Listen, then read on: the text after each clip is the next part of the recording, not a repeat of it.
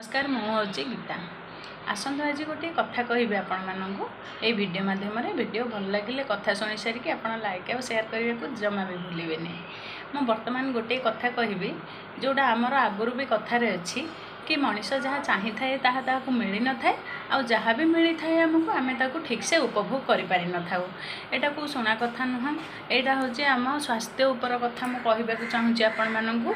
कारण आमर शरीर भगवान दत्त आमर शरीर दायित्व आम ठीक से नहीं पारि न थाउ। जितेबाला आमको गोटे शरीर मिली थाए मन इच्छा खाଇବା पीवा करदे, मन इच्छा यार जत्न करूँ, आमर काम कार्य उपर अधिक ध्यान दबाक लगी थाउ एवं शरीर उपर कम ध्यान दबाक लगी थाउ, शरीर जत्न कम नबाक लगी थाउ।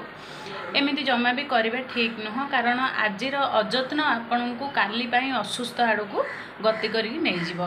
तो आपण मैंने आज ही किसी अभ्यास परिवर्तन करूँ, छोट छोट अभ्यास गुड़िक बदलातु आगू जाकि आप सुस्थ रहीपर। जमीती कि पुष्टिकर खाद्य खातु, आमर लंच थाली को बैलेंस करूँ, प्रोटीन युक्त खाद्य खातु, फाइबर युक्त खाद्य खातु। आउ एसबू विषय जदि आपण को धारणा नहीं आपण मत देखा करें, मो सह किसी कन्वर्सेसन करें, आपण को मु हेल्प करी आपणकर आगामी दिन स्वास्थ्य को केमी आपण नेक्स्ट लेवल को लेकिन जापर तापाई मुझे आपको हेल्प करें। तो रहुची धन्यवाद।